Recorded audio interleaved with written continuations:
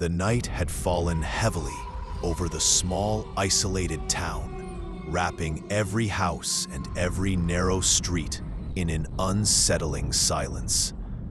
Arya stood outside her old wooden cabin, her breath sharp and unsteady, as if something had followed her all the way from the forest.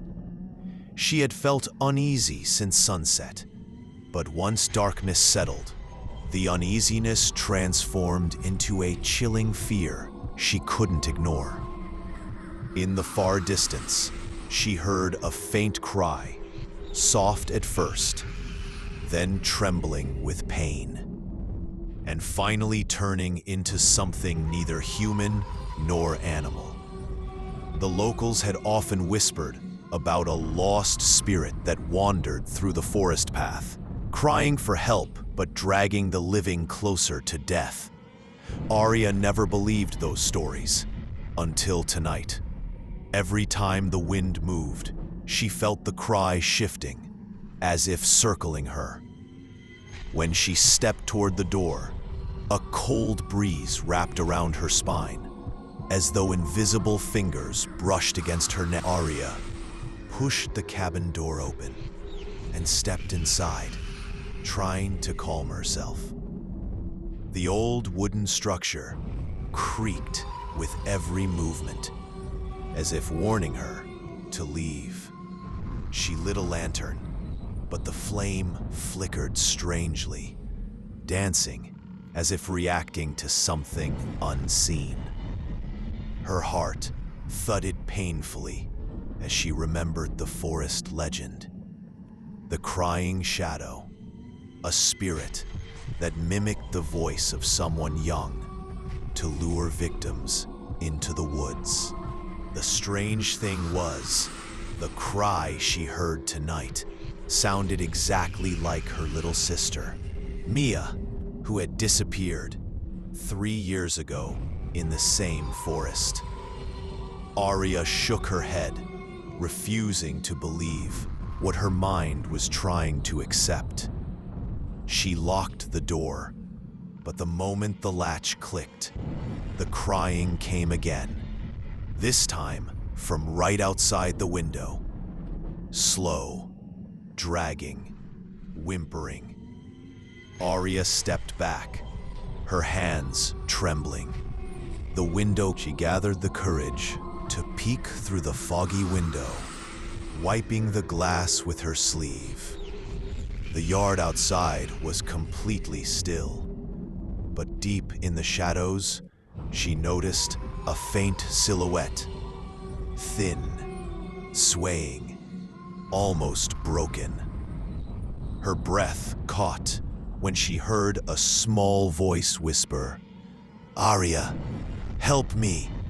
The voice was unmistakably Mia's. Panic and hope collided violently in her chest. She wanted to run outside and embrace her sister, but something about the figure felt wrong. Its movements were jerky, like a puppet controlled by invisible strings.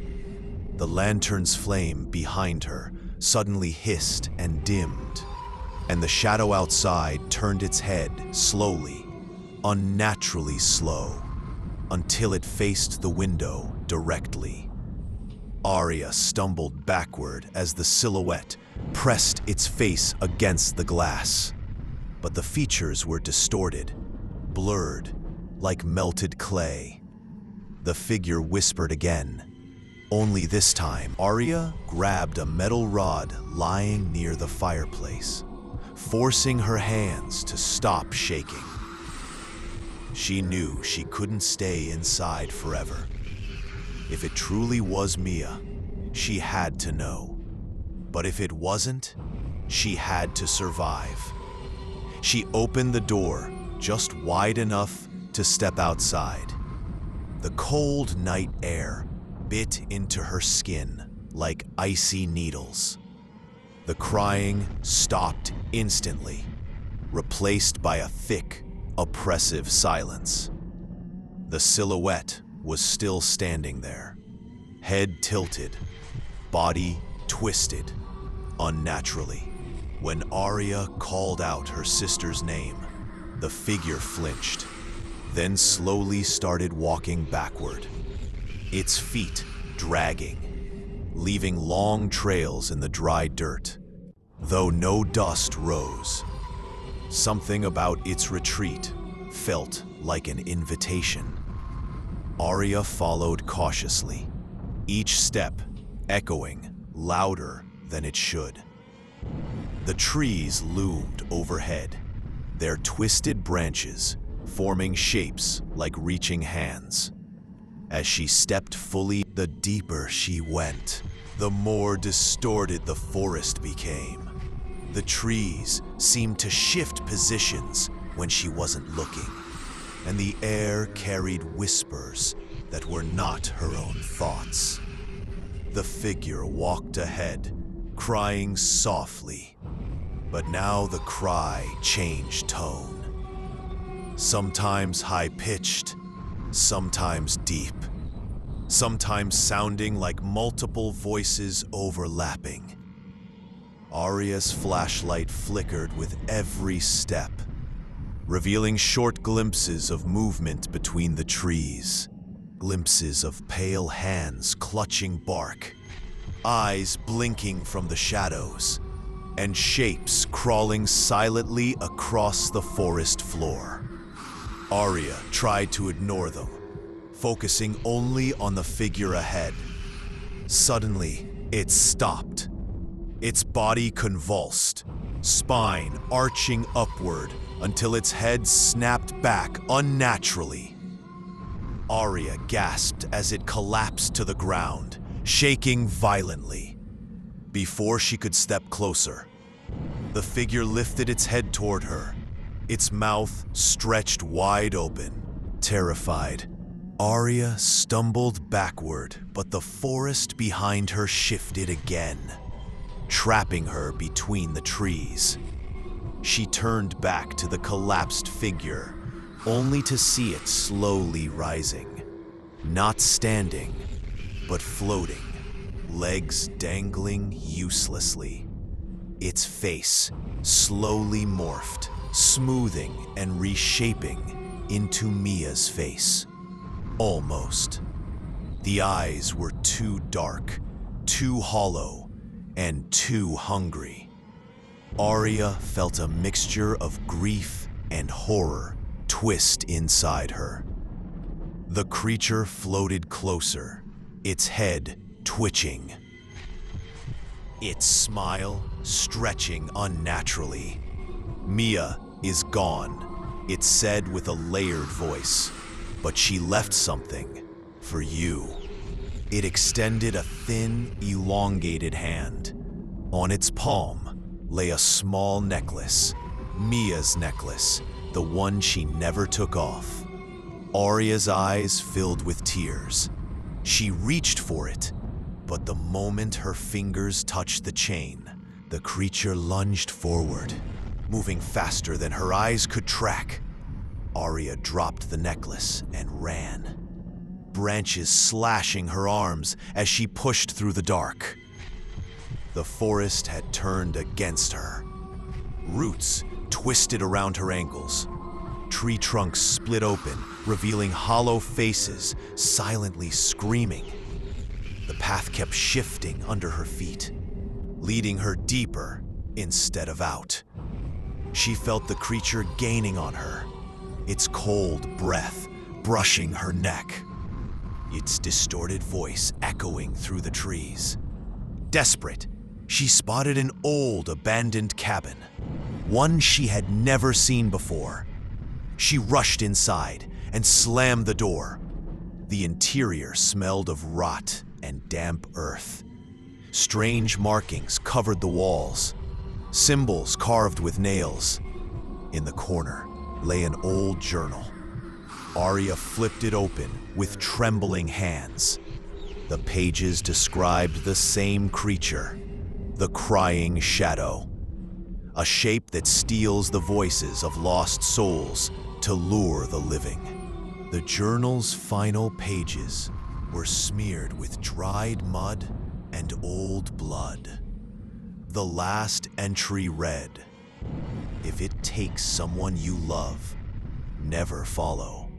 It does not bring them back, it brings you to it." Arya felt her stomach twist. Her mistake hit her like a blow. She had followed the voice, just like the creature wanted. A soft crying began outside the cabin, circling slowly, then scratching at the walls. Long, slow, intentional scratches. The creature whispered her name again and again, voice shifting tones like broken radio static. Arya covered her ears, but the whisper crawled inside her skull.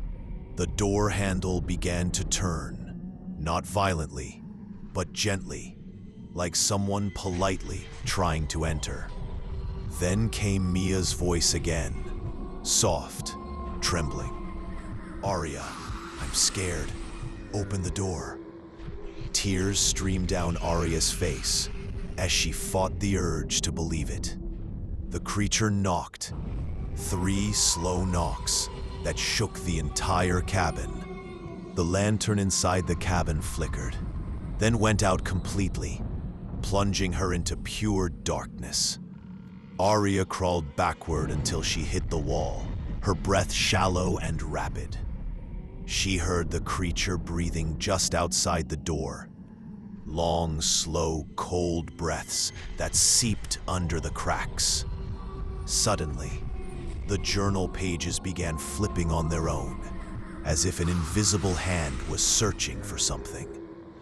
They stopped on a drawing of a human figure surrounded by shadows. Underneath it read, "It becomes what you fear losing most." Arya understood, too late. The creature hadn't stolen Mia's voice. It had stolen Arya's fear of losing her. The floorboards trembled as something heavy stepped inside the cabin.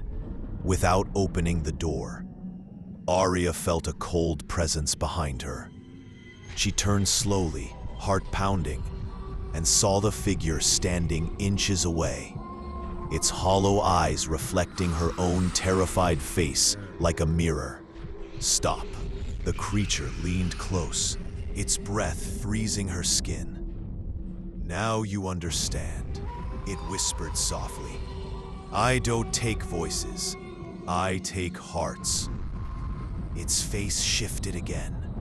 Mia's face, Arya's face, and countless others flickering like broken reflections.